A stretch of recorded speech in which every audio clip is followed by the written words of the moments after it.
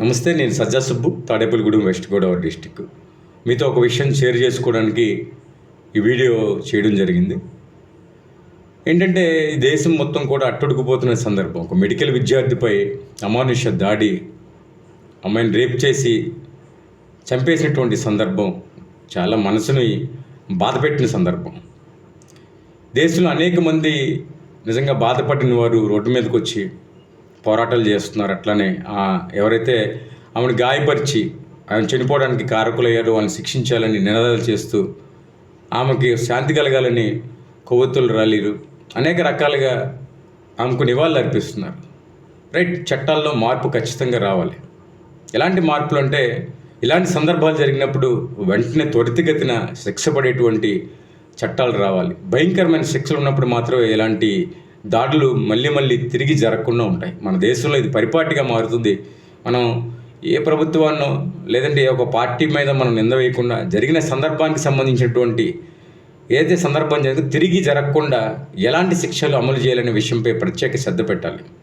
ఇంకో విషయం మీకు చెప్పదలుచుకున్న ఏ విషయం అంటే, నిజంగా చూస్తే ఇవాళ ఈ దాడి విషయం ఒక విషయం అయితే, ఇవాళ సోషల్ మీడియాలో అంటే అది ఇన్స్టాగ్రామ్ కానివ్వండి, లేదా ఫేస్బుక్ కానివ్వండి, లేకపోతే ఇంకొకటి కానివ్వండి, సోషల్ మీడియా వేదికగా అశ్లీల నృత్యాలు నిజంగా ఎంత దారుణంగా ఉన్నాయంటే, లైకుల కోసం బట్టలిప్పి చూపిస్తున్నటువంటి సందర్భం, లైకుల కోసం, కామెంట్ల కోసం లైవ్లో ఇద్దరు సెక్సువల్ టాపిక్స్ గురించి మాట్లాడుకున్నటువంటి సందర్భాన్ని, లేదంటే ఒక డాక్టరు అంటే పర్సనల్గా అడిగితే చెప్పే అంటే లైంగిక సంబంధాల గురించి కానీ లేదంటే లైంగిక విషయాల గురించి కానీ ఒక డాక్టరు పర్సనల్గా వెళ్ళి కలిసి అడిగితే ఒక డాక్టర్ చెప్పే జవాబుని సోషల్ మీడియా ద్వారా అందరికీ తెలియజేసిన సందర్భం కానివ్వండి.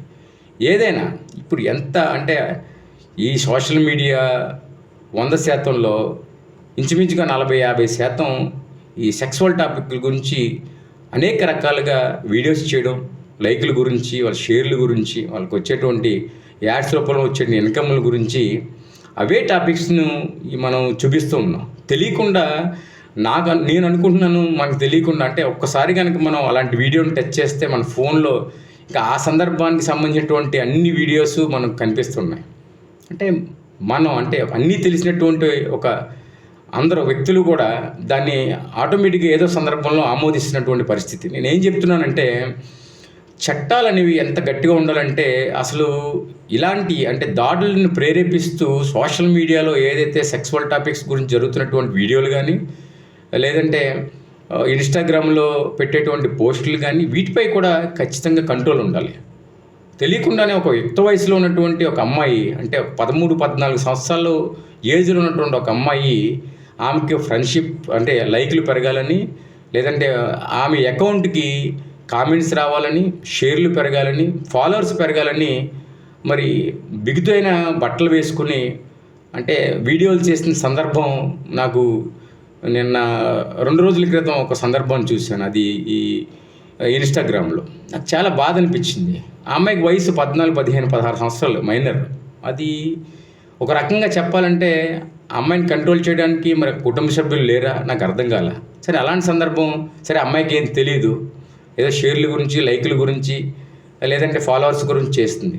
అలాగే అదే 18 సంవత్సరాలు దాటిన వాళ్ళు, లేదా 20 సంవత్సరాలు దాటిన వాళ్ళు, 40 సంవత్సరాలు ఉన్నవాళ్ళు, ఆడవాళ్ళు కూడా బరి తెగించి ఇవాళ ఇన్స్టాగ్రామ్లో చేస్తున్నటువంటి చెత్త నృత్యాలు ఏవైతే ఉన్నాయో మనకు ఫేస్బుక్లోను ఇన్స్టాగ్రామ్లో కనిపించినప్పుడు మాత్రం అవి సరదాగా ఉన్నట్టుగా అనిపిస్తున్నాయి. బాగానే ఉంది కదా అని చాలామంది ఫాలో అవుతున్న వాళ్ళు, చూస్తున్న వాళ్ళు అందరికీ అందుబాటులో సెక్స్ అన్నట్టుగా ఉంది ఇదంతా.